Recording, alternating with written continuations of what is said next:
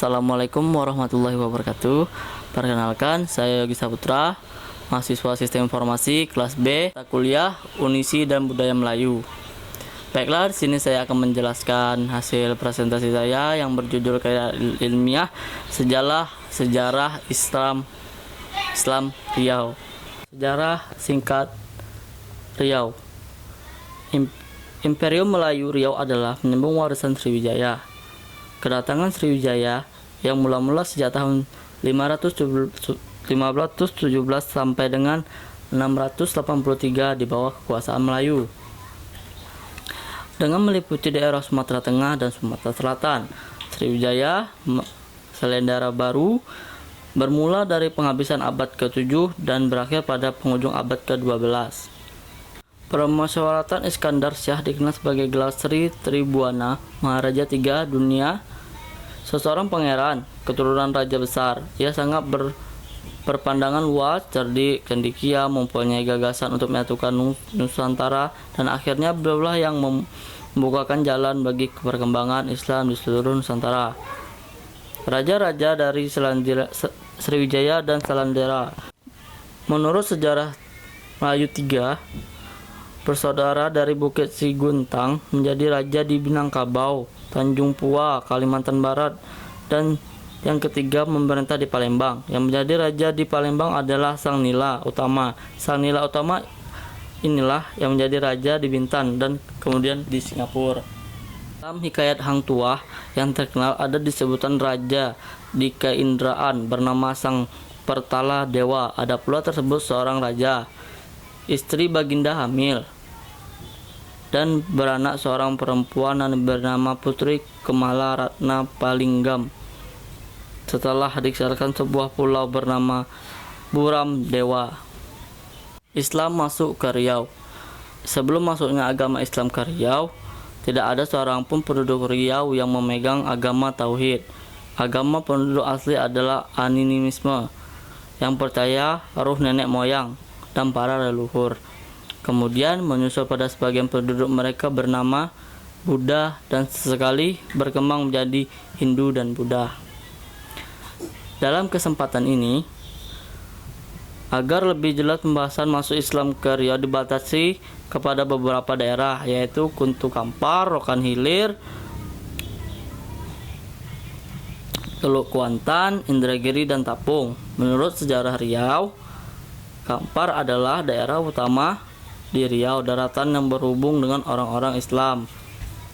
Hal ini dimungkinkan zaman Bahari. Daerah ini berhubung dengan pedagang-pedagang asing dari negara Cina, India, Arab, dan Persia. Berdasarkan perjalanan penyair agama Islam yang datang sebagai pedagang, maka besar kemungkinan pada abad pertama Hijrah, pada abad ke-7 Masehi, agama Islam itu mungkin telah sampai di Riau.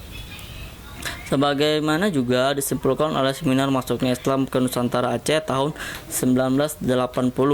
Meskipun Islam telah masuk abad ke-7 atau 8 Masehi di Riau, penyebaran dan penyebaran Islam. Penyebar dan penyebaran Islam orang Arab terutama yang dari Hadnur memainkan peran yang besar dalam dakwah Islamiyah di Nusantara termasuk di Indonesia. Sejauhan Arab maupun Barat telah menyebutkan tentang peranan mereka. Apabila dilihat dari posisi letak wilayah yang sangat mungkin para pedagang untuk melakukan pelayaran, mengingat perairan pantainya mempunyai kota-kota di pelabuhan. Dengan demikian, mereka melakukan pelayanan menuju Nusantara, menyusuri pelabuhan-pelabuhan yang ada di pinggir pantai.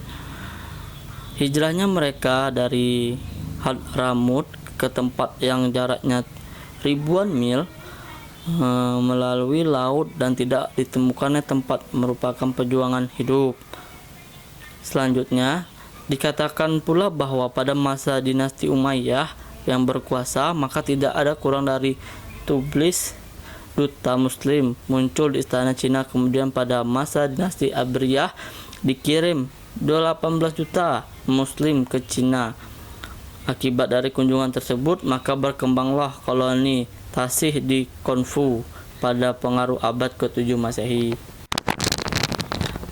Berhasilnya penyebaran Islam yang damai pada masa Nusantara dikarenakan oleh beberapa faktor. Ada beberapa macam faktor yang mempengaruhi penyebaran Islam di Riau.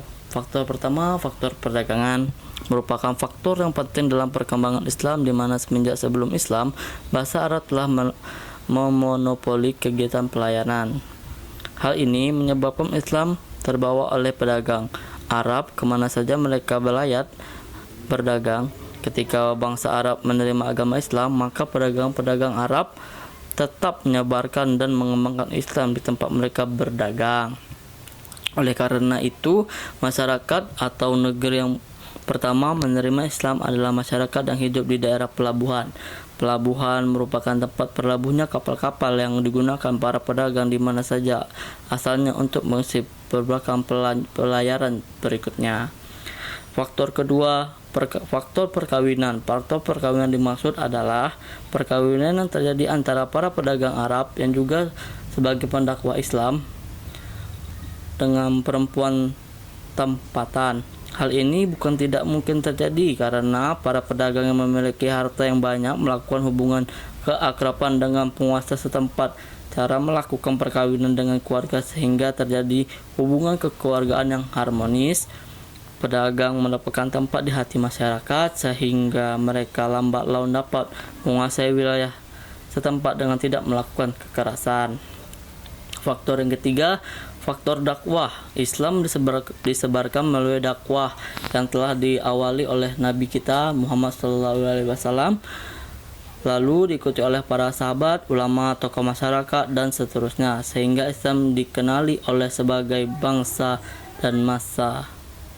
Dalam proses penyebaran dan pengembangan Islam, teladan bagi umat yang dakwah, akhirnya masyarakat menjadi para ulama sebagai tokoh tempat yang menjadi panutan dalam kehidupan.